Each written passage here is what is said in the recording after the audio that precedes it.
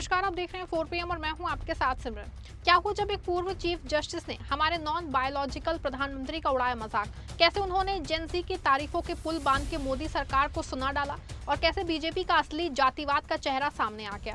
दोस्तों, मोदी सरकार के लिए गजब का समय चल रहा है। एक और जहां देश का बच्चा बच्चा मोदी सरकार का मजाक उड़ा रहा है, तो वहीं विपक्ष भी सरकार पे चुटकी लेने का कोई मौका नहीं छोड़ रहा है। लेकिन अब तो हद ही पार हो गई है, क्योंकि अब तो पूर्व जज तक भी मोदी के मजे लेते से कतरा नहीं रहे हैं। जी हाँ दोस्तों, सोचिए, एक पूर्व न्यायाधीश ने प्रधानमंत्री मोदी की खुद को नॉन बायोलॉजिकल बताए जाने वाली टिप्पणी पे तंज कसा है। यही नहीं, उन्होंने युवाओं की तारीफ करते हुए उन्हें दिमागी नक्सल कहे जाने पे भी सरकार को जम के घेरा। वहीं दूसरी खबर उत्तराखंड से सामने आई है, जहां के एक बड़े मंत्री ने बेहद शर्मनाक बयान दिया है, जिसने जेपी नड्डा समेत पूरी भाजपा का असली चेहरा सबके सामने ला के रख दिया है। तो कैसे एक पूर्व न्यायाधीश ने जेनजी की तारीफ करते हुए मोदी सरकार को जम के सुनाया है और कैसे बीजेपी जातिवाद को लेकर उसका असली चेहरा सबके सामने आ गया है, बताएंगे आपको। दोस्तों, लोग पूछ रहे थे कि एक धर्मेंद्र प्रधान के इस्तीफे से क्या हो जाएगा, लेकिन जब से जेनजी ने धर्मेंद्र प्रधान का इस्तीफा लिया है, देश में एक बार फिर से लोगों का लोकतंत्र में विश्वास लौट आया है। जेनजी ने देश को सिखा दिया है कि इस सरकार से देश को डरने की कोई जरूरत नहीं है। इसके बाद से बहुत से लोगों ने मुखर होकर बोलना शुरू कर दिया है। अब लोग सिर्फ बोल नहीं रहे हैं, बल्कि अब तो सीधा सीधा मजाक बना के रख दिया है। आम घरों की बातों में जहां तक कल लोग नरेंद्र मोदी पे कुछ भी टिप्पणी करने से पहले 10 बार सोचते थे, अब धड़ल्ले से वहां मोदी पे बने मीम्स की चर्चा हो रही है। विपक्ष नेता भी जम के कटाक्ष कर रहे हैं और अब तो आलम ये हो गया है कि पूर्व जज तक भी मोदी के मजे लेने से कतरा नहीं रहे हैं। जी हाँ दोस्तों, सोचिए, एक पूर्व न्यायाधीश ने प्रधानमंत्री मोदी की खुद को नॉन बायोलॉजिकल बताए जाने वाली टिप्पणी पे तंज कसा है। दरअसल हाल ही में पूर्व न्यायाधीश जस्टिस एस मुरलीधर नई दिल्ली के इंडिया इंटरनेशनल सेंटर में आयोजित DS बोरकर मेमोरियल लेक्चर में मेरा भारत के लिए विजन 2047 ईस्वी विषय पे बोल रहे थे, जहां उन्होंने प्रधानमंत्री मोदी की खुद को नॉन बायोलॉजिकल बताए जाने वाली टिप्पणी पे कथित तौर पे तंज कसा। पूर्व न्यायाधीश ने यहां प्रधानमंत्री मोदी के उस पुराने बयान का जिक्र करते हुए तीखी टिप्पणी की, जिसमें मोदी ने खुद को सामान्य रूप से जन्मा व्यक्ति ना मान के ईश्वर द्वारा भेजे जाने की बात कही थी। मुरलीधर ने 2047 के भारत की कल्पना करने हुए कहा कि उस समय दुनिया के मौजूदा कई प्रमुख नेता सत्ता में नहीं होंगे और भारत में एक बायोलॉजिकल प्रधानमंत्री होगा। दोस्तों, ये टिप्पणी उन्होंने नई दिल्ली के इंडिया इंटरनेशनल सेंटर में आयोजित 28वें DS बोरकर मेमोरियल लेक्चर के दौरान की। मुरलीधर का ये बयान ऐसे समय में आया है जब देश में युवाओं और खास के जेनजी की राजनीतिक सक्रियता को लेकर बहस तेज है। उन्होंने हाल ही के छात्र आंदोलनों को लोकतंत्र के लिए उम्मीद की किरण बताते हुए कहा कि युवा पीढ़ी राजनीतिक प्रचार और बयानबाजी से आसानी से प्रभावित नहीं हो रही है। उनके मुताबिक आंदोलनकारियों को दिमागी नक्सल जैसे नाम दिए जाने के बावजूद जेनजी अपने सवालों से पीछे नहीं हटी। उन्होंने कहा कि ये पीढ़ी सत्ता से सवाल पूछने, सच बोलने और अपने अधिकारों के लिए आवाज उड़ाने से डरती नहीं है। मुरलीधर ने युवाओं के विरोध प्रदर्शन के केवल किसी राजनीतिक दल के समर्थन या विरोध के तौर पर नहीं देखा, बल्कि इसे लोकतंत्र की सेहत से जोड़ के देखा। उनका कहना था कि हालिया आंदोलन ने ये भरोसा मजबूत किया है कि भारत में लोकतंत्र खत्म नहीं होगा और लोग संविधान और उसके मूल्यों की रक्षा के लिए आगे जाते रहेंगे। उन्होंने युवा पीढ़ी के आंदोलन की भी तारीफ की और कहा कि सवाल पूछने के साथ साथ उनकी अभिव्यक्ति में एक खास तरह का हास्य भी दिखाई देता है। उन्होंने सरकार के रवैये और आपराधिक कानूनों के इस्तेमाल को लेकर भी चिंता जताई थी। मुरलीधर के मुताबिक शांतिपूर्ण तरीके से अपनी बात रखने वाले प्रदर्शनकारियों को सरकार विरोधी साजिश के तौर पर नहीं देखा जाना चाहिए। अगर नागरिक अपने मौलिक अधिकारों की मांग करते हुए सड़क पर उतरते हैं, तो उनके खिलाफ कानून का इस्तेमाल उन्हें डराने या चुप कराने के लिए नहीं होना चाहिए। वहीं इस बात पे जोर दिया कि लोकतंत्र में असहमति के लिए जगह बची जो है रहनी चाहिए। वहीं 2047 के भारत को लेके मुरलीधर ने ये भी कहा कि देश ऐसा होना चाहिए जहां किसी व्यक्ति या समुदाय को उसके कपड़ों, खान पान या पहचान के आधार पर निशाना बनाने के लिए कानून का इस्तेमाल ना किया जाए। उनके मुताबिक सत्ता में बैठे लोगों को अगले 2 दशकों में होने वाली आलोचना को भी स्वीकार करने की क्षमता रखनी चाहिए। उनका जोर ऐसे लोकतांत्रिक माहौल पे था जहां नागरिक बिना डर के सवाल पूछ सकें और सरकार से जवाब मांग सके। मुरलीधर की टिप्पणी में एक और महत्वपूर्ण संदेश न्यायपालिका को लेकर था। उन्होंने संकेत दिया कि अगर अदालतें भी लोगों को दमनकारी नजर आने लगे तो न्याय व्यवस्था और संस्थाओं पर जनता का भरोसा कमजोर हो सकता है। इसीलिए लोकतांत्रिक संस्थाओं की विश्वसनीयता बनाए रखना बेहद जरूरी है।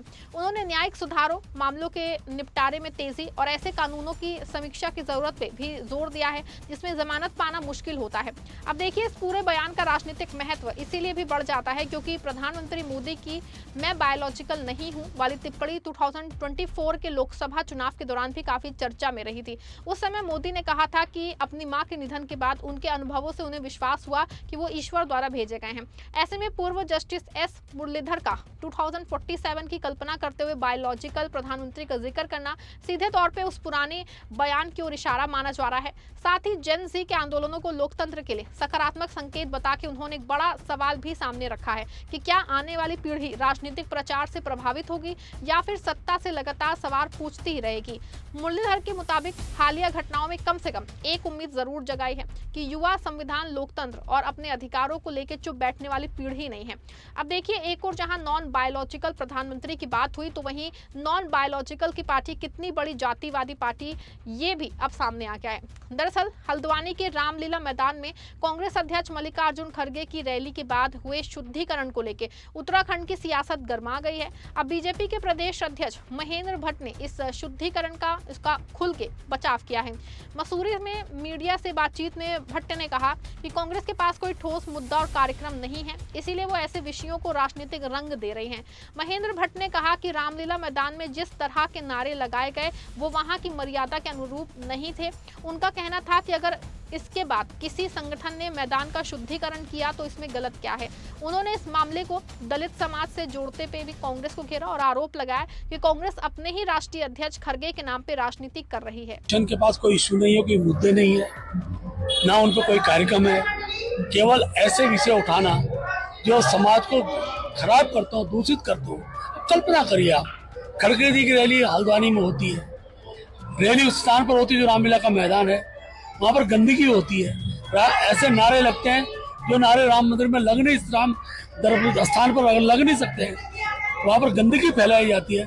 उसका शुद्धिकरण अगर होता है तो किसी अनुसूचित जाति के व्यक्ति, मैं कह सकता हूँ कांग्रेस के लोग केवल अपने नेता को की खिल्ली उड़ा रहे हैं। खड़गे जी का जो मजाक कांग्रेस के लोगों ने उत्तराखंड में बना दिया है, ये खड़गे जी इस बात को समझते होंगे कि देवभूमि के अंदर जिस प्रकार का कृत्य उस दिन हुआ है वो होना नहीं चाहिए। चुनावी मोड में आ गए हैं। यहाँ आपको बता दें दोस्तों कि 8 अगस्त को हल्द्वानी के रामलीला मैदान में मल्लिकार्जुन खड़गे की सभा हुई थी। इसके 2 दिन बाद श्री राम सेना धर्मस्थ सेवा न्यास नाम की संस्था की ओर से वहां हवन और शुद्धिकरण किया गया था।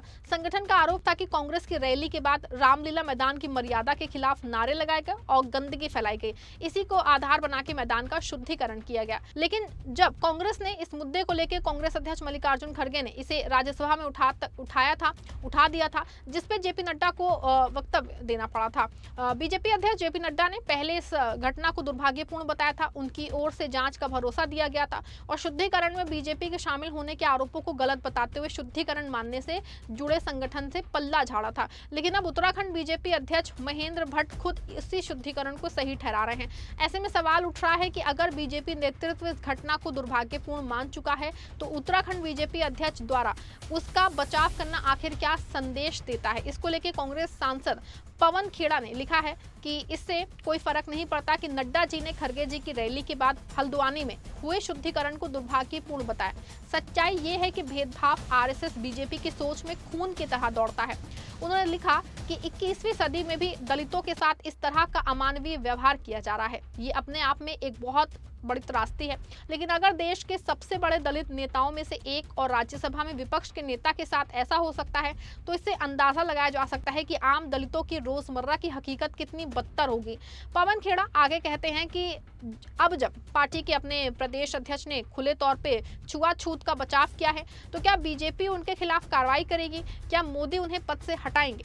तो दोस्तों सवाल सिर्फ हल्द्वानी के रामलीला मैदान के कथित शुद्धिकरण का नहीं है, सवाल उस सोच का है जो आज भी किसी व्यक्ति की जाति और पहचान के आधार पर जगह को शुद्ध या अशुद्ध मानने की मानसिकता को बढ़ावा देती है।